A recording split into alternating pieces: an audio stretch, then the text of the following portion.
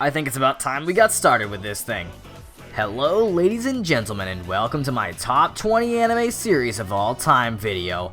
Making one of these kinds of videos is basically a requirement for any AniTuber, and so I think it's finally time to showcase mine. This list though, it isn't going to be like anyone you've ever seen before.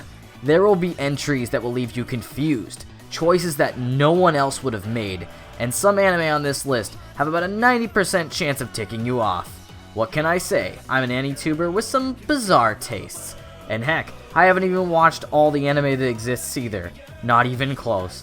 I'm just now getting to Code Geass, which while I expect to adore, I can't place on this list. This list will change as the years go by, but for now, I figure it's a good time to tell you my favorites.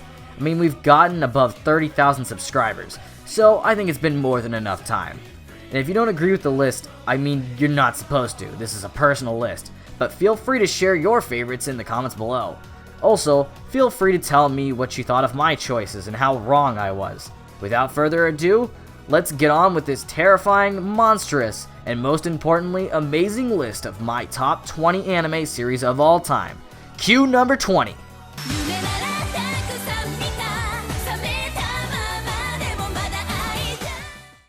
Picking the 20th spot was a difficult decision for me. With several anime vying for the spot, I had a tough choice ahead of me, and while I almost went with Chunibyo for its well-done romance, I decided why not spice things up a bit. After all, that's the best way to make an interesting dish. Shikokugeki no Souma is one of those often forgotten shows. Due to its reliance on hype to keep interest, when the season ends, most tend to forget about it. I think that's doing it a huge disservice though.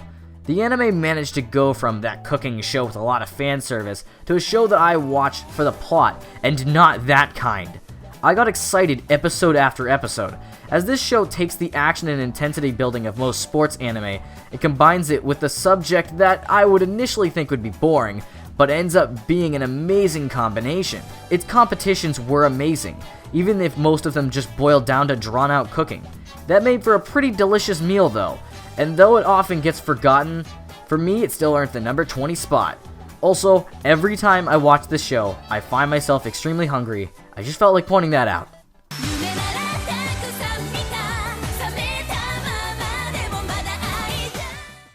This spot could have gone to pretty much any slice of life anime. Sure, they never truly get amazing enough to break into my top 10, but these shows are still important to me.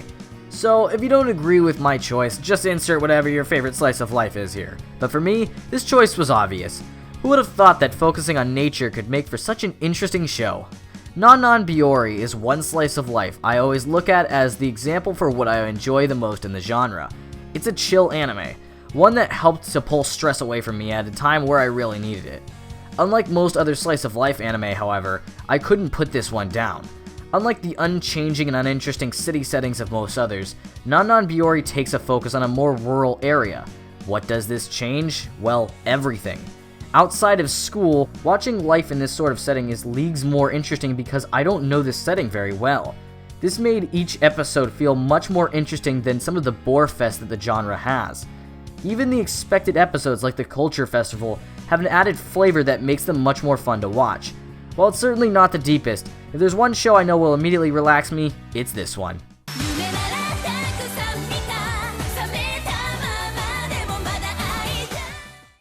This list has two entries that I know will bother a lot of people. While most would shy away from their divisive opinions and hide it, I don't think it's worth doing that. I'm going to stand my ground here. I won't let my love be erased. So yes, let's get the elephant out of the room. A lot of people hate this anime. Great, I don't care. No spiel about how it's actually terrible is going to convince me at this point. With that being said, I thoroughly adored my time with Erased. Going in with no knowledge of the anime, I was blown away by just how hooked I was into the plot. Watching Satoru trying to save a character that I assumed I was going to hate from the beginning ended up being a wonderful emotional roller coaster. In fact, that's what I believe this show's strength is. The characters were so well done that I was immersed in a situation that could have easily ticked me off had the execution been different. Now sure, the actual solution to the mystery proved a bit unsatisfying, but in all honesty, I never put much weight behind endings. What the rest of the series has is some of the most thrilling moments I've seen in an anime of this caliber, and an anime that I enjoyed almost every moment of. And hey, if you're going to complain, I'd wait a bit. This isn't my last divisive entry on the list.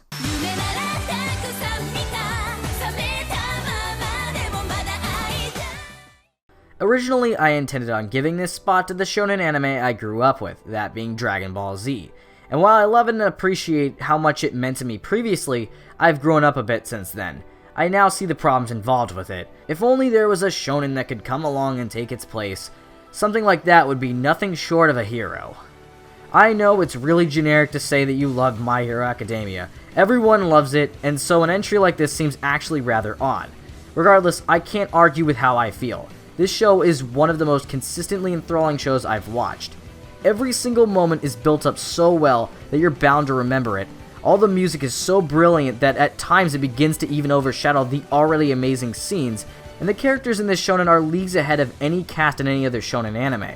The show has a surprising depth to it as well, even with its admittedly generic looking exterior.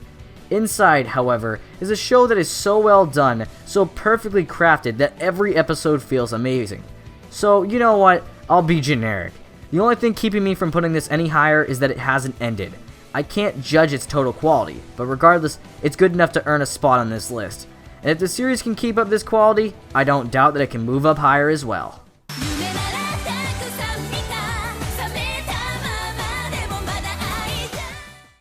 Sometimes I just want a funny show to keep me entertained. I love me some depthy shows, but sometimes you just want to have something make you laugh, even if it doesn't make much sense. If you can guess what this is before I say it, you deserve a nice slice of cake. Manga Do is one of those few comedy shows that never wore out its gags with me. Maybe it's due to where it originally came from, but Manga Do's jokes are constantly getting more outlandish, and best of all, more and more funny as the series goes on. Sure, it doesn't have a lot of depth, and a lot of the humor comes from the random, sometimes ridiculous pace, but that's where its secret brilliance lies. Without a doubt, this show is my second favorite purely comedy-focused anime, and it's going up against some stiff competition. If there's one thing I'll always remember from this series, besides its overly catchy opening, it's the many hilarious jokes told throughout.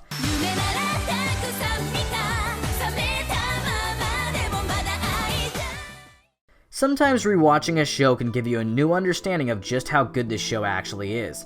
This occurred recently, where an anime I would have never considered for the list ended up making it pretty easily.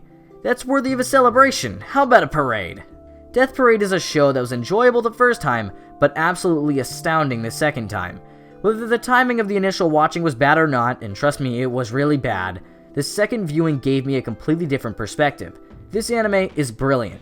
The entire concept is extremely interesting, having the human participants of the game basically breaking under the circumstances. This kept each episode exciting, as I waited to hear the backstory of every character that showed up.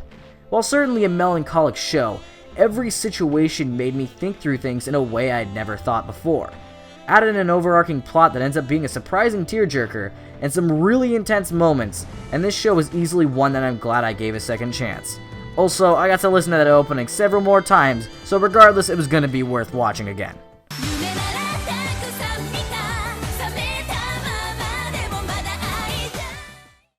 Oh boy, I'm not getting out of this one unscathed.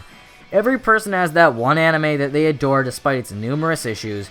Basically, it's their guilty pleasure. It just so happens that mine tends to cause people's joy to shrivel up almost immediately when mentioned. I'm going to get a lot of hate for this, trust me. I don't need my phone to tell me the future on this one. Future Diary. Oh boy. So yes, this anime has a lot of problems, including plot holes, lacking characters, and other quibbles that the majority of anime watchers have with it. Whether it be due to my ability to overlook said issues, or just maybe that I'm an idiot, who knows, I absolutely love Future Diary. It marks one of the few times where I uncontrollably went through an anime.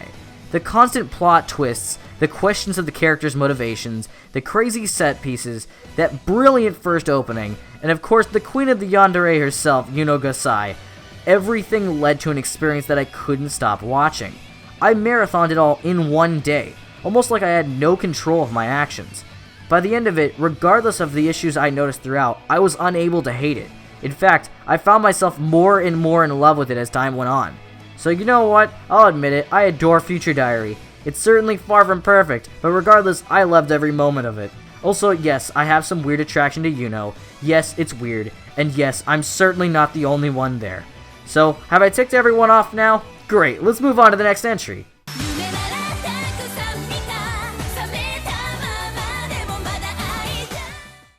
Man, there might be some whiplash considering how different both the previous and current entries are. You never know, that whiplash might just mess with your head. The stuff getting a bit trippy. Serial Experiments Lain is one of those unique experiences in anime.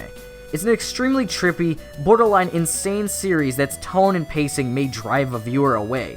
Past that, however, you have one of the deepest experiences in all of anime. One that transcends the decades and has a message that's eerily more applicable to life currently than it was when Lain first released. It's like a ball of wires that you need to slowly unravel piece by piece to truly understand it. But once you do, it means all that much more. I certainly wouldn't recommend it to everyone, as this series takes quite a bit of work on the viewer's part to understand, but those who can dig past its truthfully crazy aspects will find an experience like no other. And for that, it is one of my favorite anime and one that I treasure a lot. I had to put in the work, but it was worth it to me, because now I can say I fully understand it, and I can love it for everything it is.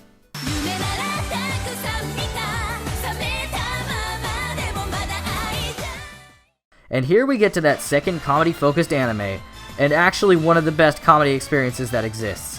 Don't let its title fool you, this certainly is not everyday life. Nichijou is one of those rare experiences, one that will continually and thoroughly surprise you at every turn.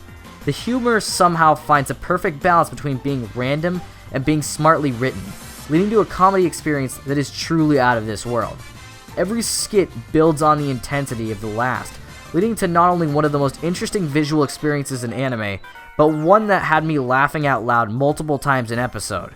Nichijou is one of those shows that is truly without any serious fault. In fact, it might be the perfect representation of everything I'd ever want in a comedy anime. It's certainly sad that the show was a flop, but what we got is some of the purest, most perfectly written jokes the medium has to offer.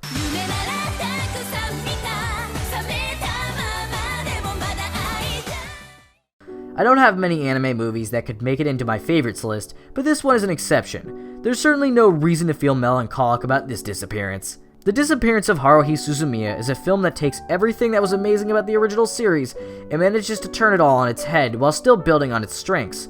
The original series is funny and all, but this film comes along and, despite its surprisingly serious tone, manages to one-up its predecessor and legitimize an arc in the original anime where it had the same episode repeated 8 times.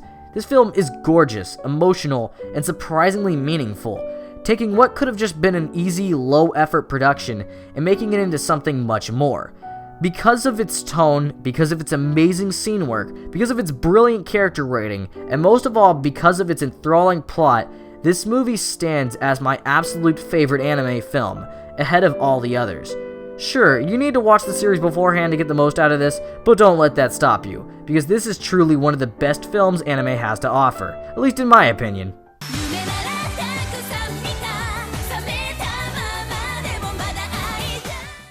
And now we enter the top 10, the best of the best, at least as far as I've watched, and these 10, they're really killing it.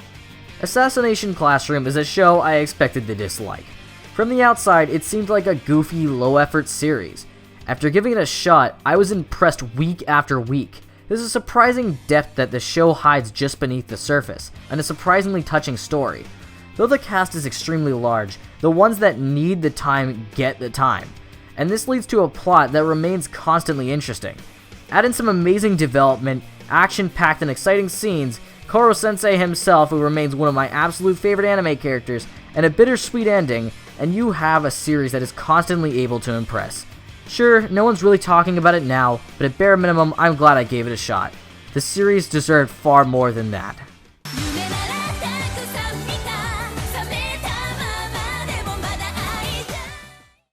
Get ready for the most predictable entry, the one that's on everyone's list. Yes, Cowboy Bebop is a predictable entry. And you know why? Because this series is absolutely amazing. Seriously, it might be the exact definition of what one would call a perfect anime. The characters are diverse and interesting, the plot is just vague enough to be interpreted in whatever way you want, and the series is absolutely gorgeous, and the soundtrack is one of the best in all of anime. All of this you probably heard dozens, if not hundreds of times. So how about I say something you probably haven't heard said nearly as much. Ed is my favorite character. Oh yeah, fight me. Ed's the best thing ever.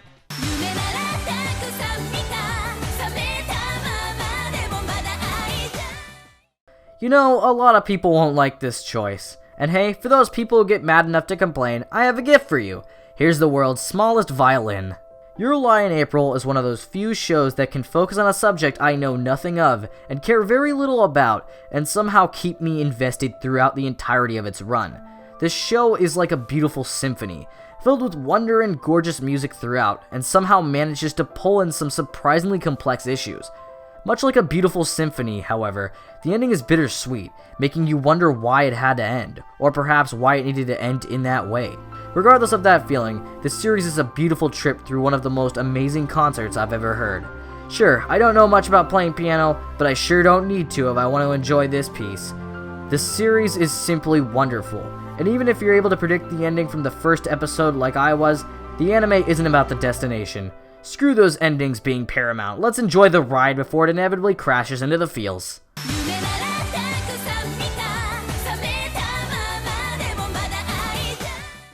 You know, your first anime can change what you want from the medium.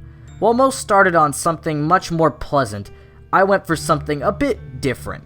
Whether I knew it or not before watching, the train I had boarded led straight into insanity. Higurashi is, still to this day, the finest horror experience in all of anime, and certainly one of the best horror experiences in general. The way it tricks you with its cuddly exterior, only to completely destroy any happiness you ever had, is unparalleled in most anime, exceptions being some entries later on the list. The way it plays with your emotions and expectations with each arc, continually shocking and surprising you at every turn, can only be described as masochistic pleasure to an extreme degree. This world's scary, terrifying in fact, but somehow you can't help but return for more. Sure, it left its share of scars. I'll never be able to look at fingernails the same way again, but I'll gladly bear these scars. The ride was too perfect, too fun, and too terrifying for me not to. For the best experience, watch it in the dead of night when no one's around. If you can get past the constant sensation that something's lurking just behind you, you'll find one of the best horror experiences that humanity has to offer. Man, what an amazing first anime to start with.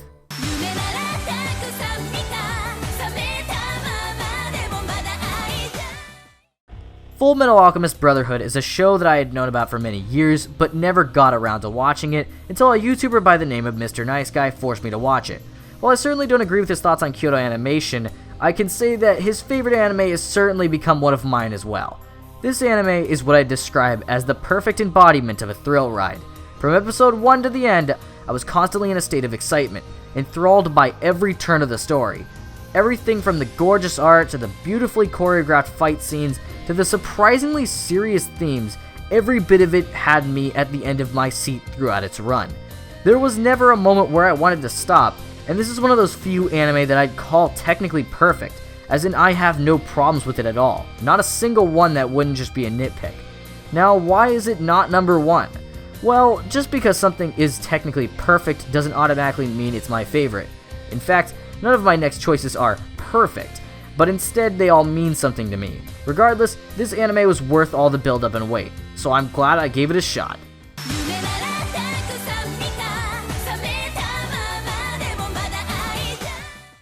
No intro for this one, it speaks for itself. I absolutely adore Steins Gate. It's one of those few experiences where it somehow ends up being better than everyone described. This initially humorous story of a mad scientist quickly turned into a dark, mildly shocking thriller, where every bit of happiness from before gets sucked into the void. Watching everything fall apart for the main character, only to be rebuilt better and stronger, was an experience I won't soon forget. The anime has some of the best pacing, characters, and thrills in any anime, and besides the first chunk of the show feeling lacking by comparison to what comes after, this show was still an absolute joy from start to finish. Also, unlike a majority of time travel anime, this one never falls victim to the exact problems of that concept. The plot remains simple and understandable without tripping over its own logic, which is impressive considering how few works can manage to do this. What else can I say? There's a reason why it gets so much praise, because the show is absolutely fantastic. I may have been a bit late to the party, but don't worry, I think I know a way to fix that problem.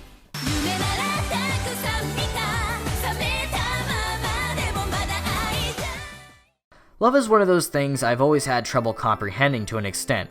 Considering some issues that are personal issues I'd rather not discuss right now, I had built a somewhat negative opinion of the entire concept. Funny how just one anime can completely change your perspective on that, huh? Clannad is one of the few romance shows that I've actually thoroughly adored from beginning to end. No quick lazy relationship, no annoying fan service or panty shots, no. This anime instead took a different route and decided to portray one of the most realistic relationships I've ever seen. Sure, it takes its time to build it all up, but that's the point. Relationships are supposed to be a long process. Relationships are supposed to be hard because this is real life. And while Clannad certainly is not real life, and thus could have taken the easy way out, it didn't. It slowly built up a relationship that felt real. I was genuinely invested, hoping for the best, only for the latter half to completely tear me to pieces. And while most shows would fail to get me invested enough to care about a random death, this show was able to pull it off because it took the hard route. Never has an experience broken me to a point where just hearing a single track can bring me to tears, but that's also part of the reason why I love it so much. Sure, it hurt, but that pain stuck with me and made the experience one that was out of this world. It sure isn't for everyone, but it certainly was for me. If only it had gotten me out of my waifu problem. Well, baby steps, baby steps.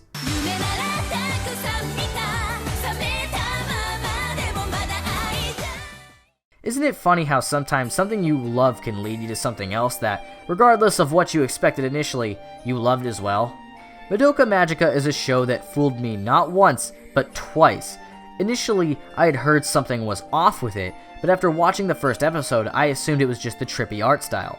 Fast forward to episode 3, with that moment everyone has logged into their nightmares, and I quickly began to realize the true face of this series. Madoka is dark, and its message is not one of hope, but one of despair.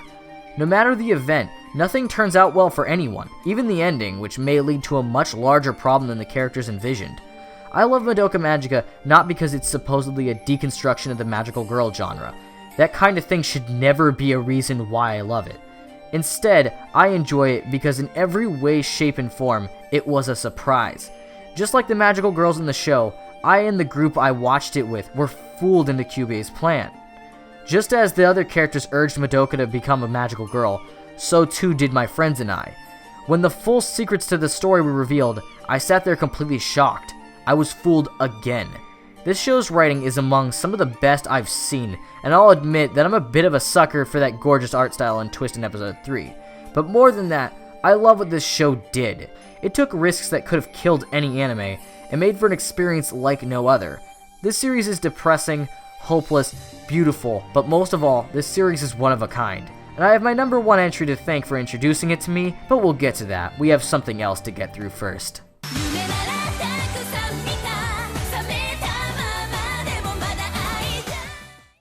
Anyone who's been on this channel for any amount of time was likely expecting this entry. It's not like I hide my love for this series at all. So now, I think it's finally time to pay respect to my second favorite anime, the one I would have never expected to like as much as I did. Ladies and gentlemen, Death Note. Death Note came as an absolute shock to my preconceived expectations. Popular anime tend to get overhyped, leading me to be disappointed when I finally get around to watching them. I had this exact fear as I sat down to watch Death Note. This was actually still really early in Anime Theory's run, and the amount of requests I had gotten to cover this series was enormous. And let me say, I'm glad I was wrong, because Death Note showed me the error of those thoughts. This series absolutely blew me away upon the initial viewing, so much so that I had no clue how to react to it. Every aspect of the show was absolutely brilliant. Its characters had so much depth to them that it was almost frightening, having layer after layer of interesting aspects to analyze. Its plot had a genius premise and took full advantage of it, leading to one of the most enthralling rides I've ever been on. And the presentation wasn't just pretty, but actually helped to further the tone the series was going for. The moral dilemma, the way the show plays with the concept of justice, the surprising depth that often goes unacknowledged, the absolutely brilliant soundtrack, the characters, all of it blew me away. And all this from a show that I honestly expected to dislike. And here we are, almost a year since I watched it. I've made video after video singing the praises of this amazing series, and all of this came from this channel. Had I not gotten the recommendations to cover it, who knows how long it would have been until I finally got to enjoy this show. Death Note stands as my second favorite against all odds, and even with what I've said here and in all of my previous videos, I still don't think I've explained the full extent of my adoration for this series. That's just how much I've come to love it. Others may laugh or be confused as to why I love it this much, but I don't care. Death Note means too much to me.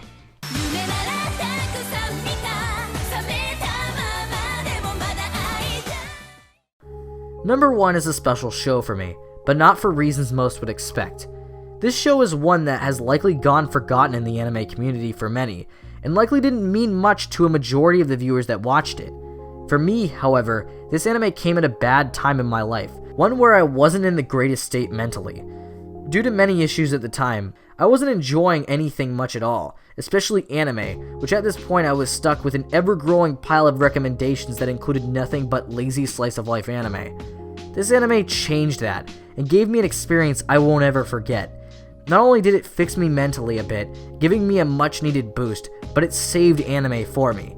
If it hadn't come around, chances are that I wouldn't have continued watching anime, and this channel wouldn't likely be what it is today. Whether you expected it or not, and trust me, a lot of you won't, the title of my favorite anime could only go to this series. I'm talking about the one and only Gakou Gurashi. I initially hated this series. As my friend Troy was showing it to me, I wanted nothing more than to rip into it. The beginning of the first episode was so annoyingly generic that it resembled every other slice of life I had been watching and not enjoying. I clearly remember almost turning it off halfway in, but after a firm look from my friend, I continued. And as the episode ended, I realized the error I almost made. Gakou Gurashi is a show that lies to you in several ways, hiding its intentions below its admittedly generic facade. What initially seems to be a simplistic slice of life is actually hiding a much darker secret.